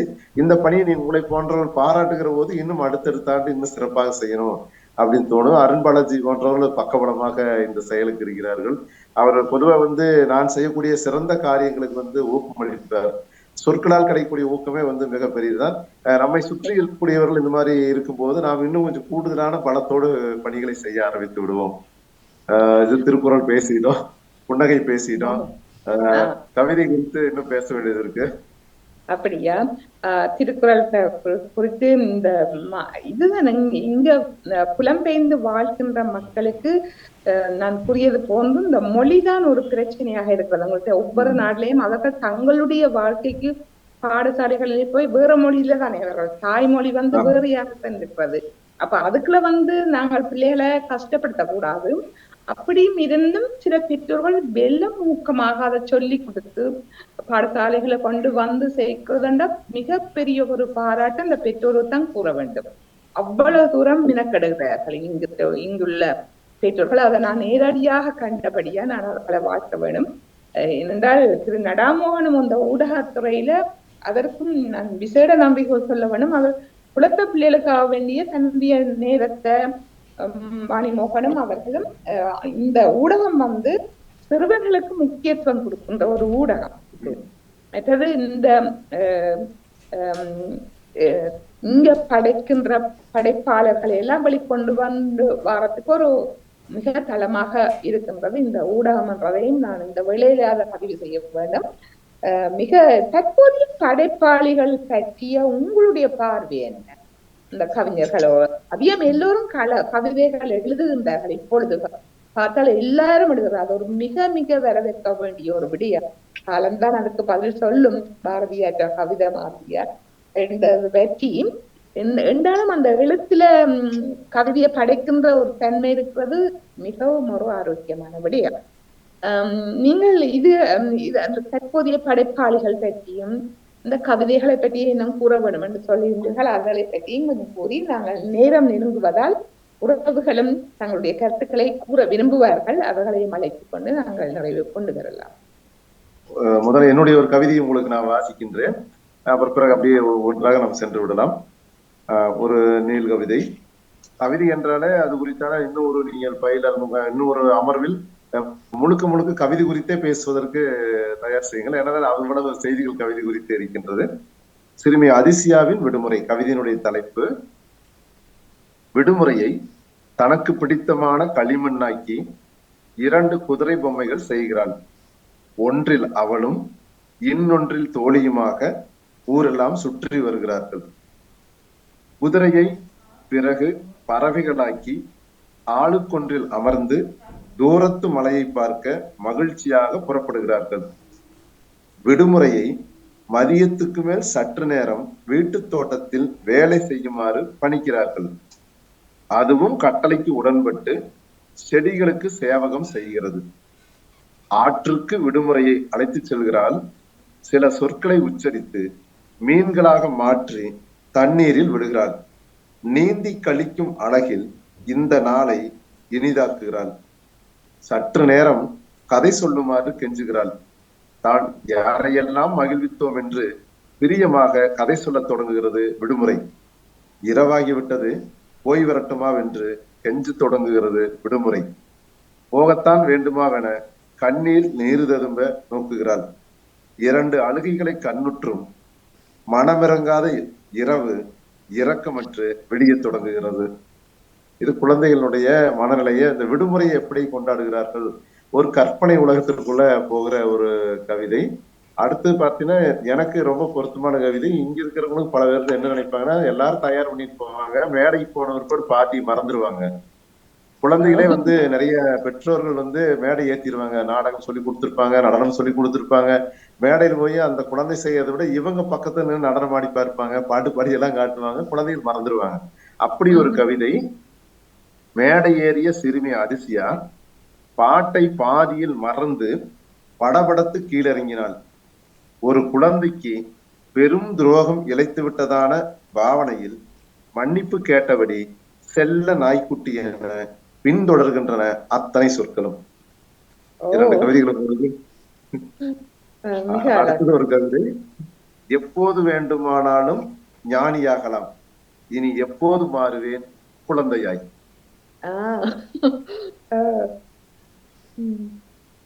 அதுக்கப்புறம் என்னுடைய பல பேருக்கு நன்றி சொல்லக்கூடிய ஒரு கவிதையாக ஒரு கவிதை இருக்கு. அது தமிழ்நாடு அரசினுடைய பாடத்திட்டத்தில் இருக்கக்கூடிய ஒரு கவிதை. இலையை மடிப்பதற்கு முந்தைய வினாடிக்கு முன்பாக மறுக்க மறுக்க பரிமாறப்பட்ட கூடுதல் இட்லியில் நீண்டு கொண்டிருந்தது பிரியங்களின் நீர் சரடு. பிரியங்களின் நீர் சரடு, அதாவது ட்ரெயின் அப்படியே நீண்டு போயிட்டே இருக்கு. நீங்க எங்க வீட்டுக்கு வர்றீங்க, வருகிற போது உங்களை உபசரிப்பும் இல்லையா, அந்த உபசரிக்கிற தன்மையை சொல்லக்கூடிய ஒரு கவிதையாக அதை நம்ம பார்க்கிறோம். வேண்டாம் வேண்டாம் போது இல்ல இன்னொரு இட்லி சாப்பிடுங்க, இன்னொரு இட்லி சாப்பிடுங்கன்னு உபசரிக்கிறேன். விருந்தோம்பல் பண்பாட்டை பத்தி சொல்லக்கூடிய கவிதை. அடுத்ததாக சில நல்ல கவிதைகள், உங்களுக்கு நண்பர்களுடைய கவிதைகள் வந்து இன்றைக்கு கவிதைகள் வந்து மிக சிறப்பாக எழுதப்பட்டு வருகிறது. நம்பிக்கையோடு நம்ம எழுதக்கூடிய பல படைப்பாளிகள் இன்னைக்கு இருக்கிறாங்க. குறிப்பாக எங்கள் பகுதியில் இருக்கக்கூடிய காளிமுத்து, அன்றிலன் என்ற ஒரு கவிஞர், அப்புறம் தமிழக அளவில் வந்து கதிர் பாரதி என்ற ஒரு கவிஞர் சிறப்பாக எழுதி வருகிறார். நெகிழன், நிலாரசியன், பூபாலன் என்று ஒரு பெரிய சோலைமாயவன் என்று பலர் கவிதைகள் எழுதி வருகிறார்கள். இன்னும் பல படைப்பாளிகள் தமிழகம் முழுக்க சிறந்து எழுதி வரக்கூடிய படைப்பாளிகள் இருக்கிறார்கள். என்னுடைய இலக்கு வீடுதோறும் கவிஞர்கள் எழுதி கொண்டே இருக்க வேண்டும். ஒவ்வொருவரிடம் எழுதுவதற்கு சில செய்திகள் இருக்கிறது, அதை அவர்கள் எழுதிக்கொண்டே இருக்க வேண்டும். அவர்கள் எழுதிக்கொண்டே இருக்க வேண்டும். ஒரு கவிதை உங்களுக்கு ஒரு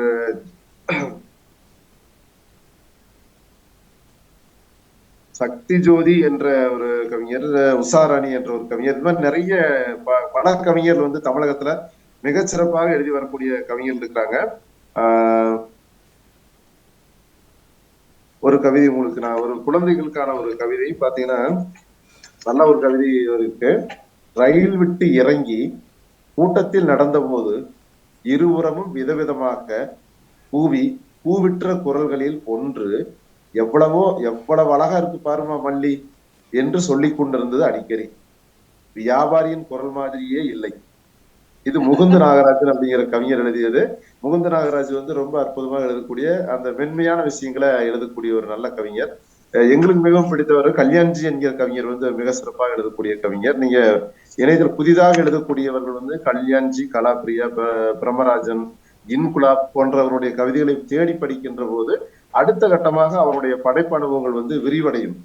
ஒரு கவிதை எப்படி இருக்கணும் அப்படிங்கிறதுக்கான அடையாளமாக அந்த கவிதைகளை பார்க்க முடியும். அதாவது நம்முடைய அனுபவத்திலிருந்து எழுதுவது ஒரு வகை, அது வந்து ஆழமான பதிவு ஏற்படுத்தும். மற்றவருடைய அனுபவங்களை எழுதுகிற போது இன்னும் கொஞ்சம் சற்று குறைவாகத்தான் இருக்கும். அது வந்து ஒவ்வொரு விதமான ஒரு பாசாங்க கூட இருக்கலாம். ஆனா மற்றவருடைய அனுபவங்களுக்கு உள்ள இறங்கி அது நம்மையே பாதித்தாக உணர்கிற போது அந்த படைப்பும் கொஞ்சம் கூடுதல் சிறப்பாக இருக்கும். நவீன கவிதை என்பது நம்முடைய அனுபவங்களை தொடர்ந்து எழுதுவதுதான். காலம் இப்போ ஒரு காலகட்டத்துல வேலை கிடைக்கவில்லை என்பது பிரச்சனையாக இருந்தது. இப்பொழுது கிடைக்கின்ற வேலையில் என்னென்ன சிக்கல்கள் இருக்கிறது என்பதை பார்க்க வேண்டிய கவிதை தளமாக நாம் இருக்கிறோம். உதாரணத்திற்கு அதை நான் சொன்னேன். பல்வேறு விதமான அனுபவங்கள் இன்றைக்கு கவிதை காத்திருக்கிறது. பாடுபொருள் வந்து ஏராளமாக இருக்கிறது. அதற்கு அவர்கள் இளம் படைப்பாளிகள் செய்ய வேண்டியதெல்லாம் தங்களை கூர்மையாக கவனிப்பது. போகிற வருகிற நேரங்களில் என்ன நிகழ்ச்சிகளை பார்க்கின்றார்களோ அதை கூர்மையாக கவனிப்பதும், மனிதர்களை உற்று நோக்குவதும். நம்மை சுற்றி இருக்கிறவர்களை உற்று நோக்குகிற போதே ஒரு நல்ல கவிதைகள் வந்து கிடைப்பதற்கான வாய்ப்புகள் இருக்கிறது.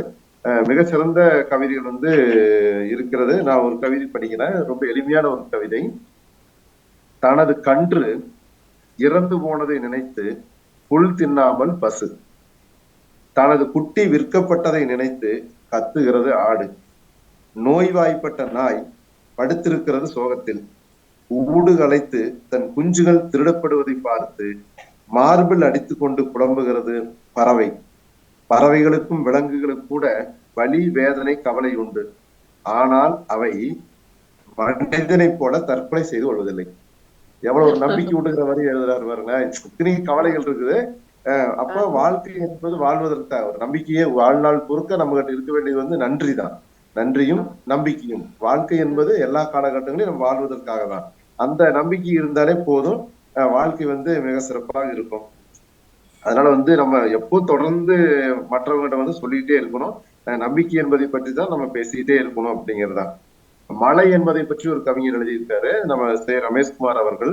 இதோ இப்படித்தான் மேகங்கள் கூடும், வானம் கருக்கும், இரு பாறைகள் மோதுவது போல் இருக்கும், இடியின் சப்தம் கண்ணை பறிக்கிற ஒளியா இருக்கும், மின்னலின் வெளிச்சம் குளியலறை சவர் போல் வானிலிருந்து பெய்யும், தண்ணீர் தொகுதிக்கு மழை என்பது பெயராய் இருந்தது, பேத்திக்கு தாத்தா சொல்லும் மழைக்கால குறிப்புகள் உண்மையாகும் இனி வரும் காலங்களில். ரமேஷ்குமார் எழுதுந்து மழை சார்ந்த விஷயங்களை குறிப்பா எழுதியிருக்கிறாரு. ஒரு காலத்துல நம்ம வந்து மழை இருக்குமா அப்படிங்கிற ஒரு பெய்கிற ரெயின் கோவை என்று பாடுகிற காலம், ரெயின் கம்மை மீண்டும் வருகை என்று பாடுகிற இரண்டு தளங்கள் நம்ம கவிதைகளை படிக்க வேண்டிய இடத்துல நம்ம இருக்கின்றோம். இந்த மாதிரி நிறைய நல்ல கவிஞர்கள் வந்து சிறப்பாக எழுதியிருக்கிறாங்க. நேரம் நீங்க சொன்ன மாதிரி நேரம் நெருங்கிட்டே இருக்குது. வாசகர் கேள்வி கேட்டாங்கன்னா அதை விட்டு பதில் சொல்லிடலாம். ஆமாம், என்ன உறவுகள் காத்திருப்பார்கள் உங்களோட பேசுவதற்கு அல்லது அவர்கள் ஏதாவது தங்களுடைய கருத்துக்கள் கூறுவதற்கு. ரமேஷோட கதையும் ரமேஷ் தானே நீங்க உங்களோட இணைந்த புன்னகை அவருடைய கவிதைகளும் மிக அழகாக இருக்கின்றது, மிக கவர்ச்சியாக, மிக ஆரோக்கியமாக இருப்பது. அதாவது எங்களை கவருகிறது இல்லையா, அந்த அந்த அந்த ஸ்பான்டேனியஸ் அந்த இது வந்து விழுகிறது. மிக அருமை. நாங்கள் எங்களுடைய உறவுகளையும் உங்களிடம் கணக்க பல பதிவுகள் செய்ய வேணும் என்ற ஒரு ஆவல் இருப்பதை எனக்கு அவதானிக்க முடிகின்றது. நாங்கள் இன்னொரு தடவை அப்படின்னா இன்னொரு தடவை வேறு ஒரு கவிதை தொகுப்போடு கவிதைகள் குறித்தானது மட்டுமே ஒரு பதிவு, இன்னொரு கூடுதலான அனுபவங்கள் கிடைக்கும். நிச்சயமாக அது உங்களுடைய இருந்தா அது எல்லோருக்கும் ஆரோக்கியமாக இருக்கும், சந்தோஷமாக இருக்கும், மகிழ்வாக இருக்கும். இதுவரை நேரம் மிகவும் அழகாக இருந்தீர்கள். நமது உறவுகள் யாராவது தங்களுடைய கருத்துக்கள் கூற வேண்டி இருந்தால் வந்து அம்சப்தியாக அவர்களை மிக வாழ்த்த வேண்டும். அவர் பல விடயங்களை இப்போ எங்களுக்கு கூறியிருந்தார். இல்லை எல்லோருக்கும் நல்ல உற்சாகம் தந்தது மாதிரி இருந்தது. அந்த எழுத்துத்துறை என்பது ஒரு அற்புதம். நீங்கள் அழகாக கூறியிருந்தீர்கள். அந்த ஆரம்பத்தில் இருந்தே எப்படி உங்களுக்கு இந்த கவிதை பிறந்தது, அம்மாவில இருந்து அம்மா பாட்டு பாடுறதுல இருந்து. உண்மைதான். மற்றது எங்களுடைய ஆசிரியர்களையும் மறக்க முடியாது. தமிழ் ஆசிரியர்கள் அவர்கள் வந்து எங்களை அந்த மாதிரி செய்தவர்கள் எங்களை பொறுத்தவரையில இல்லையா. நூல்களை வாசிப்பதற்கெல்லாம் அவர்கள் உற்சாகமாக இருந்தார்கள். அவர்களை பற்றி எல்லாம் குறிப்பிட்டிருந்தீர்கள். மிக மிக மகிழ்ச்சியாக இருப்பது. யாராவது பேச இருக்கின்றீர்களா? இதுல அருள் பாலாஜி இருக்கிறாரு நினைக்கிறோம் இல்லையா? கூற ஏதாவது கருத்து கூற விரும்புறீங்களா? கண்டிப்பாங்க. முதல்ல வந்து அம்சப்பிரியா அவர்களுக்கு வந்து சொன்ன மாதிரி நம்மளுக்கு கவிதை பத்தி பேசணும்னா அவரு ஒரு 2 மணி நேரம் பேசுவாரு, அதுக்கு மேலேயே பேசுவாரு. கவிதைகள் கூடயே வாழக்கூடியவரு. ரீசெண்டா வந்து ஒரு கவிதை தொகுப்பு வெளியிட்டு இருக்காரு, கனவுகளின் இலைகள் சொல்லிட்டு, உளவியல் சார்ந்த விஷயங்கள். அதாவது கனவு வந்து நம்ம கனவு கண்டோம்னா அதை நம்ம மறந்துடுவோம் இல்லையா, அந்த கனவை வந்து வச்சு கவிதை எழுதியிருக்காரு. கனவை வந்து வழிநடத்திருக்காரு. கனவு தான் நம்மளை வழிநடத்தும். கனவு நம்ம கன்றதை வந்து மறந்துட்டோம் அப்படின்னா, மீன்ஸ் மறந்து போச்சுன்னா மறுபடியும் தூங்கி அந்த கனவை கண்டினியூ பண்றதுக்கு நினைப்போம். இல்ல திடீர்னு அது பயமா இருந்துச்சுன்னா எந்திரிச்சு உட்காந்துக்குவோம். கனவு கலைஞ்சு போயிடும், நம்மளுக்கு என்ன கனவு நடந்தது ஞாபகம் இருக்காது. ஆனா அம்சப்பிரியா அவர்கள் வந்து கனவு வந்து ஒரு கவிதையாக்கி ஒரு தொகுப்பா வெளியிட்டு இருக்காரு. அதெல்லாம் வந்து உளவியல் சார்ந்த கவிதைகளா பாக்குறோம். 2வது இவரு எழுதின கவிதைகளை வந்து காலேஜ்ல பாட புஸ்தகங்களா வச்சிருக்காங்க. தமிழ்நாடு பாடநூல் கழகங்கள் வந்து 10ஆவதுக்கு எஸ்எஸ்எல்சின்னு சொல்லுவோம் இல்லையா, அதுல வந்து கவிதைகள் இதை வச்சிருக்காங்க. ரொம்ப மிகப்பெரிய ஆளுமை அம்சப்பிரியா. அவரை வந்து நம்ம புலம்பெயர்ந்த தமிழர்கள் வந்து யூஸ் பண்ணிக்கணும். நீங்க சொன்னீங்க இல்லையா, நம்ம குழந்தைகள் வந்து தாய்மொழி ஆங்கிலமா இருக்கு, அவங்கள ரொம்ப சிரமப்படுத்த முடியல. இவர் என்ன பண்ணிருக்காருன்னா அதுக்கு ஒரு டீச்சிங் மெத்தடாலஜி கண்டுபிடிச்சிருக்காரு. 8 மணி நேரத்துல தமிழ் கத்து கொடுத்துடலாம். 8 ஹவர்ஸ்ல வந்து தமிழை வந்து கத்து கொடுத்துடலாம். நீங்க வந்து இணையத்திலேயே வந்து கத்து கொடுத்துடலாம். தமிழ் ஆசிரியர் வந்து இப்படி ஒரு தமிழ் ஆசிரியர் கிடைக்கிறது ரொம்ப எளிது. ஒரு 247 எழுத்து இருக்கக்கூடிய தமிழை 8 ஹவர்ஸ்ல வந்து ரொம்ப சிம்பிளா சொல்லி கொடுத்துட்றாரு. 2வது கவிதை எழுதுறதுக்கு படிப்படியா, கவிதை எழுதுறதுக்கும் சிறுகதை எழுதுறதுக்கும் ஒரு இலக்கியம் சார்ந்து நகர்றதுக்கும், ஒருத்தங்களுக்கு வந்து கட்டுரை எழுத வரும், ஒருத்தங்களுக்கு வந்து கதையா எழுத வரும், கதை சொல்ல வரும். அதை எல்லாமே மேம்படுத்தக்கூடிய ஒரு தமிழாசிரியரா இருக்காரு. அவர் நம்ம புலம்பெயர்ந்த தமிழர்கள் பயன்படுத்திக்கணும். அப்புறம் அது அந்த விஷயங்கள் தான் நான் சொல்ல வந்தேன். ஏன்னா இவரை பத்தி பெருமையா பேசுறதுனால எனக்கு எதுவும் கிடைக்க போறது இல்லை. ஆனா இவரை வந்து நம்ம புலம்பெயர்ந்த தமிழர்கள் தமிழை வந்து வெளிநாட்டுக்கு நம்ம ஏதோ ஒரு காரணத்தினால நம்ம வந்து இடம் பெயர்ந்துட்டோம். ஆனா நம்ம தமிழ் உலகமே கொண்டாடக்கூடிய ஒரு செம்மொழியா இருக்குது, ஒரு கிளாசிக் லாங்குவேஜ். அதுதான் நம்ம அடையாளம், நம்ம culture. We are culturally beggar. நம்ம வந்து பணம் எவ்வளவா இருந்தாலும் culturally we are beggars. So நம்ம கிட்ட இருக்கக்கூடிய ஒரே துருப்புச்சீட்டு நம்மளோட தமிழ் தான். அதையே நம்ம அடுத்த தலைமுறைக்கு கடத்துறதுக்கு நம்ம அம்சப்பிரியாவை யூஸ் பண்ணிக்கணுங்கிறது என்னோட தாழ்மையான வேண்டுகோள். அவரோட இமெயில் ஐடி நீங்க நவஜோதி மேடம்கிட்ட வாங்கிக்கலாம்.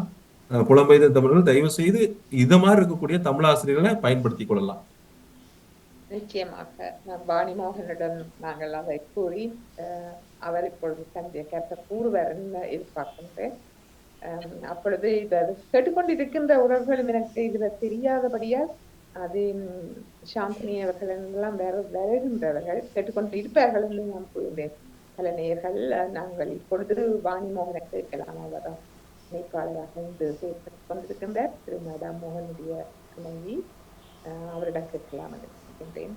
வாணி மோகன் இருக்கிறீர்கள் தானே? வேறு யாராவது உங்களுடைய கருத்துக்கள் கூற விரும்புகின்றீர்களா? ஹலோ,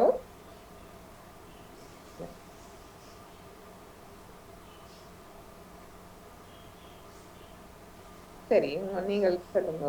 வாணி வேறு வாணி கேட்டுக்கொண்டிருப்பாங்க. கண்டிப்பா. வாணி, ஓ, ஆமா, எல்லாரும் கேட்டுக்கொண்டிருக்கிறார்கள்.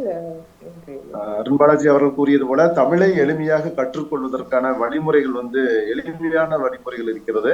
அவர் சொல்கிற போது 8 to 10 மணி நேரத்துக்குள் குறிப்பிட்ட எழுத்துகள் அவங்க பயிற்சி எடுத்தாலே தமிழை பிழையின்றி எழுதவும் முடியும், பேசவும் முடியும். அதற்கான பயிற்சியை நம்ம கொடுத்துட்டே இருக்கிறோம்.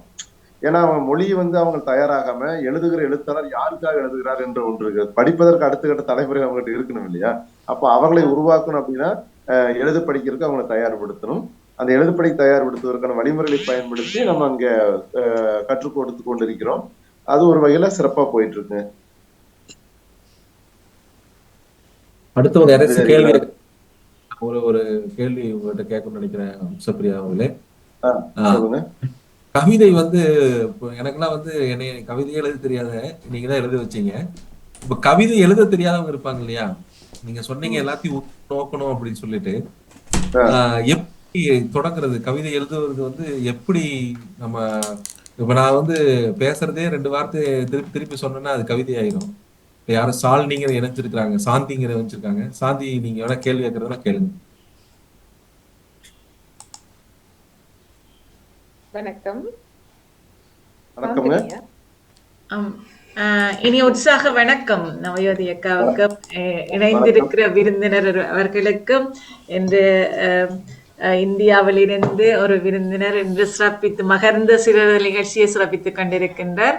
அவரது அனுபவங்கள், அவரது கவிதைகள், அவர் தமிழ் மீதுள்ள பற்றினை எல்லாம் நாங்கள் கேட்டுக்கொண்டிருக்கிறோம். மிக அழகாக கவிதைகள் தந்திருந்தார். மிக அழகாக இப்பொழுது தமிழ் மீது இருக்கிற ஆர்வத்தினை வெளிப்படுத்தி கொண்டிருக்கின்றார். கேட்பதற்கு மிகவும் சந்தோஷமாக இருக்கின்றது. இளம் பிள்ளைகள் பயன்பட வேண்டும் என்று நவயோதி அக்கா கேட்டுக்கொண்டிருக்கிறார். அதுக்கேற்ற மாதிரியான விடைகளை அவர் தந்து கொண்டிருக்கின்றார். நாங்கள் கேட்டுக்கொண்டிருக்கிறோம் அவரது அனுபவங்களையும் அவர் தரும் அறிவுரைகளையும் கேட்டுக்கொண்டிருக்கிறோம். வாழ்க வளமுடன் என்று வாழ்த்திக் கொண்டு, தொடருங்கள் ஐயா, உங்கள் பணிகள் தொடரட்டும் என்று சொல்லி வாழ்த்திக் கொண்டு விடைபெறுகிறேன். நன்றி. நன்றி நவயோதி அக்கா, நன்றி நவானி அக்கா, நன்றி, வணக்கம். சாந்தினி அவரும் ஒரு அறிவிப்பாளர். அவருடைய மகன் மிக அழகாக தமிழ் பேசுவார். அவரும் ஒரு சின்ன ஒரு அறிவிப்பாளர். சிறப்பு சிறப்பு. வாழ்த்துக்கள். அவர்களுக்கும் என்னுடைய வாழ்த்துக்களை தெரிவிங்க. தொடர்ந்து ஊக்கப்படுத்துங்க, தொடர்ந்து ஊக்கப்படுத்துங்க. அவர் இந்த காற்றலில் பாமுகத்தில் ஒரு நிகழ்ச்சி தொகுப்பாளராக ஒரு செய்கிறார். 13 வயது, இங்கு 8ஆம் தரத்தில் படித்துக் கொண்டிருக்கின்றார். நல்ல ஒரு எதிர்காலத்தில் நல்லொருவர்களாக வருவார்கள் என்றுதான் எங்களுடைய எண்ணங்களாக இருக்கின்றது. அவர்களது கையில் தான் இதை நடத்தி கொண்டிருக்கின்ற நடாமோகன் அவர்கள் இவர்களை நல்லா வழிப்படுத்தி கொண்டிருக்கின்றார். நடாமோகன் அவர்களுக்கும் என்னுடைய இனிய நன்றியும் வாழ்த்துகள். ஏன்னா இளம் படைப்பாளிகளை உருவாக்குவதுதான் நம்முடைய அடிப்படை கடமையாக நாம் எடுத்துக்கொள்ள வேண்டும். எதிர்காலம் அவர்களுடைய படைப்புகள் தான் இருக்கிறது. இந்த பணியை செய்து கொண்டிருக்கிறவர்களுக்கு என்னுடைய வாழ்த்துக்கள். உண்மை. நன்றி, நன்றி. சாந்தினி, உங்களோட மகன் நல்ல கவிதைகள் எழுதுவாரல்ல? கவிதைகளை எழுதுவது இன்னும் எழுதியிருக்கிறார். 1-2 கவிதை, 4 வரிகள். அவர் இயக்குனர் அவர்கள் தூண்டுதல் தானே செய்கிறவர், எழுதியிருக்கிறார். ஆனால் இப்ப விட்டுட்டார் அக்கா, அதை செய்யறத விட்டு குறைச்சிட்டார் அவர். புன்னகை பத்திரிகைக்கு அனுப்ப சொல்லுங்க, புன்னகை பத்திரிகைக்கு அனுப்ப சொல்லுங்க. புன்னகையில பிரசுரம் செய்வோம். நன்றி, நன்றி, நன்றி. உங்களது ஊக்குவிப்புகள், இவ்வாறு ஊக்குவிப்புகள் இருக்கும்போது பிள்ளைகளுக்கும் அது ஒரு நல்ல ஒரு தளமாக இருக்கும் என்று நினைக்கின்றேன். நன்றி, உங்களது ஊக்கத்துக்கு, உங்கள் ஆர்வத்துக்கு நன்றி. இவ்வாறு பிள்ளைகளை ஊக்குவிக்கிறீங்கள் தானே, அது உண்மையில அவர்களுக்கும் ஒரு நல்ல ஒரு இடமாக இருக்கும். ஆனால் முன்வர வேண்டும், அதுதான் எங்கள் பிள்ளைகளை முன்வர வேண்டும். அவர்களாவே ஒரு எங்கண்ட ஆக்கினைக்காக 2-3 தினம் எழுதுவார்கள், செய்வார்கள். பிறகு நாங்கள் அவர்களா வர வேண்டும் என்று பார்த்து கொண்டிருக்க வேண்டிய நிலைகள்ல இருக்கிறோம். வந்துருவாங்க.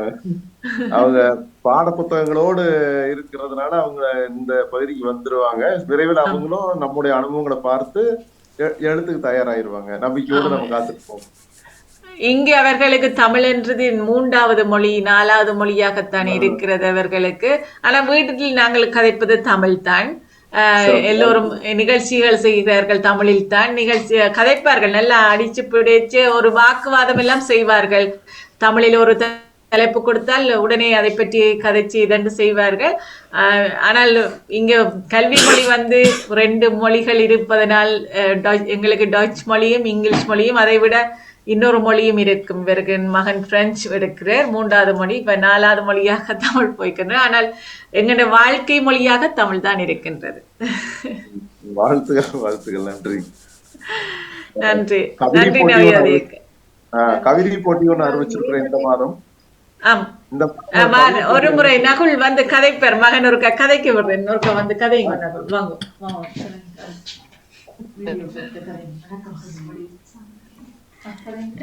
இனிய வணக்கம். அனைவருக்கும் வணக்கம். உங்களை பார்க்கிறது எனக்கு ரொம்ப மகிழ்ச்சியா இருக்கு. உங்களை பார்க்க மகிழ்ச்சியா இருக்கிறது. உங்க இருவருக்கும் சிறப்பான வாழ்த்துக்கு. இதே போல நவாஜுதீன் அவர்கள் நீங்க இருவரும் நீங்க கொண்டு வந்ததுக்கும் உங்களுக்கும் சிறப்பான வாழ்த்து கூறுகிறேன். இந்த நேரத்தை தந்த மாமா மாமிக்கும் நன்றி கூறுகிறேன். நீங்க ஒரு மிகவும் சிறப்பான நிகழ்ச்சி செய்றீங்க. அதுக்காக உங்களுக்கும் வாழ்த்து கூறி இன்றைக்கு வந்த உங்க இருவருக்கும் வாழ்த்து கூறுகிறேன். நன்றி. வணக்கம். ஒரு கவிதை சொல்லுங்க. உங்க பின்னாடி புத்தகங்கள் இருக்கு இல்லையா, அதை பத்தி ஒரு கவிதை சொல்லுங்க. தலைப்பு தந்தா சுகமா இருக்கும். சொல்லுங்க, ஒரு கவிதை சொல்லுங்க. தலைப்பு கேக்குறாரு, ஏதோ ஒரு தலைப்பு சொல்லுங்க. தலைப்பு வேணுமா? புத்தகம் குறித்து ஒரு கவிதை சொல்லுங்க. உங்க சுற்றிலும் புத்தகங்கள் இருக்குல்ல. ஒவ்வொரு நாளும் புத்தகம் வாசிக்கிறேன், அதனை நான் விரும்பி வாசிக்கிறேன். ஒவ்வொரு நாளும் நான் புத்தகம் வாசிக்கிறேன், அதனை விரும்பி வாசிக்கிறேன். இந்த புத்தகங்களில் நிறைய அறிவு ஒன்று, அதில் எனக்கு பிடித்த அறிவும் ஒன்று. இந்த புத்தகத்தில் நிறைவு அறிவு ஒன்று, அது எனக்கும் விருப்பமான அறிவும் ஒன்று. நன்றி.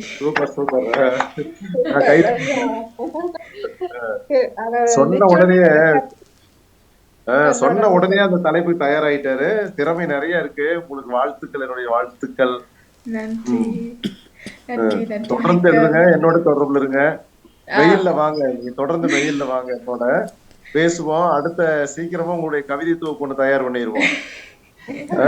நல்ல என்ன சொல்றீங்க, அதாவது சிறப்பா சொல்றீங்க. அதாவது புகழ்கிறோம் அப்படிங்கறதுக்காக சொல்லல, உண்மையாவே ஒரு தலைப்பு சொன்ன உடனே அந்த வார்த்தைகள் விரைவா அடுக்கி இருக்கிறீங்க. அது ஒரு நல்ல ஒரு எதிர்காலத்திற்கான அடையாளம். அது வாழ்த்துகிறேன். அடுத்து உங்களுடைய கவிதை தொகுப்பு நான் தான் வெளியிடணும். அந்த உங்களுடைய நண்பர்களுக்கும் சொல்லுங்க, கவிதைகள் எழுத சொல்லுங்க, அனுப்ப சொல்லுங்க. அவங்களுடைய கவிதைகள் வரட்டும். இதை எனக்கு மெயில் அனுப்பி விடுங்க, இந்த கவிதைய. சரியா? நன்றி நகுல். உண்மையா அழகாக நீங்கள் அந்த கவிதையை கூறுகின்றீர்கள். சாந்தினி, மிக்க நன்றி. நன்றி. ஆமாம், நேரம்க்கு வந்தால் நாங்கள் எமது நிகழ்ச்சி நிறைவு கொண்டு வர வேண்டி இருக்கிறது. அம்சப்பிரியா, ஏதாவது உங்களுடைய உறவுகளுக்கு நீங்கள் கூற வேண்டியிருந்தால் அதை கூறி நாங்கள் நிறைவு கொண்டு வரலாம் என்று நினைக்கின்றேன். இணைய வழியில் உறவுகளாக மாறி இதயத்தில் இடம் பிடித்துக் கொண்ட உங்கள் அனைவருக்கும் என்னுடைய பணிவான வணக்கங்களையும் நன்றியும் தெரிவித்துக் கொள்கிறேன். இந்த ஒரு அருமையான வாய்ப்பை ஏற்படுத்தி கொடுத்து உங்களை அறிமுகப்படுத்திய அருண் பாலாஜி அவர்களுக்கு என்னுடைய மனம் கனிந்த நன்றி. உண்மையில் தமிழ் என்பது நம்முடைய ஒரு மொழி மட்டுமல்ல, நம் இதயங்களை இணைக்கக்கூடிய ஒரு வழி. அந்த வகையில் உங்களோடு இன்று உரையாடி இருக்கிறேன். தொடர்ந்து நம்முடைய இலக்கெல்லாம் சிறார்களை நோக்கி இருப்பது என்பது நல்ல ஒரு வாய்ப்பாக அமைந்திருக்கிறது. நாம் இணைந்து இந்த பயணத்தை தொடர்ந்து செய்வோம். கருணையுள்ள கவிதை நம்மை ஒருபோதும் கைவிடுவதில்லை. சிறார் இலக்கியமாக இருந்தாலும் சரியே, பெரியவர்களுக்கான இலக்கியமாக இருந்தாலும் சரியே, தொடர்ந்து பயணிப்போம். இன்னும் பல செய்திகள் பேசுவதற்காக காத்திருந்தாலும் நேரம் நம்மை நெருங்கி கொண்டிருக்கிறதா தற்போதைக்கு விடைபெறுவோம். மீண்டும் ஒரு முறை கருணையுள்ள கவிதை ஒருபோதும் கைவிடுவதில்லை. நன்றியும் மகிழ்ச்சியும். பாவத்திற்கு நன்றி. நன்றி. வாணி மோகன் இருப்பார் பொறுப்பாளர். மிக நன்றி, மிக நன்றி. எல்லாம் கேட்டுக்கொண்டிருந்தோம். மிக சிறப்போடு அழகான இப்பொழுது இந்தியாவில் அதிகாலை பொழுது இல்லையா, ஆகவே இருந்த பொழுதிலும் மிக உற்சாகத்தோடு அந்த புன்னகை சிந்திய முகத்துடன் அப்படியே எல்லா விஷயங்களும் பேசிக்கொண்டிருந்தீர்கள்னா மிக்க மிக்க நன்றியை கூறிக்கொள்கின்றோம். நவஜோதி ஜோரனுக்கும் நன்றி. வணக்கம். நன்றி வாணி மோகன். நன்றி அம்சப்பிரியா அவர்கள். இதுவரை நேரமும் மிக அழகாக வாணிமோகன் கூறியது போன்று புன்னகை என்ற பத்திரிகையை நடத்துவது மாத்திரமில்லை, அவர் பேசும் பொழுதே புன்னகையாகவே அவர் பேசியிருந்தது மிகவும் மகிழ்ச்சியாக இருந்தது. இதில் கலந்து சிறப்பித்த அருண் பாலாஜி, மேக்ஸிம் சாந்தினி, நகுல் ஆகியோருக்கும் எல்லோருக்கும் மீண்டும் நன்றியை தெரிவித்து, வாணிமோகன் உங்களுக்கு விசேட நன்றியை தெரிவித்து, நடாமோகனை நினைவு கொண்டு அவரும் தொடர்ந்து இந்த நிகழ்ச்சியில் பங்கு பெற்றுவோம் என்று கூறி மீண்டும் ஒரு முறை சந்திக்கலாம் என்று கூறி மீண்டும் அனைவருக்கும் நன்றி கூறி விடைபெறுகின்றேன். அடுத்து 661வது மகரந்த சிதறல் நிகழ்ச்சியோடு சந்திக்கும் வரை எல்லோருக்கும் நன்றி கூறி எல்லோரும் நல்ல சுகமாக வாழ வேண்டும் என்று கூறி வாழ்த்தி விடைபெறுகின்றேன். நன்றி, மிக்க மிக்க நன்றி. நன்றி எல்லோருக்குமே நன்றி. வணக்கம். நன்றி, வணக்கம். நமக்கு வருகின்றது மகரந்த சிதறல் தொகுப்பாடு நவஜோதி ஜோகரட்டம் அவர்கள் நடந்திருந்தார்கள். நன்றி, வணக்கம்.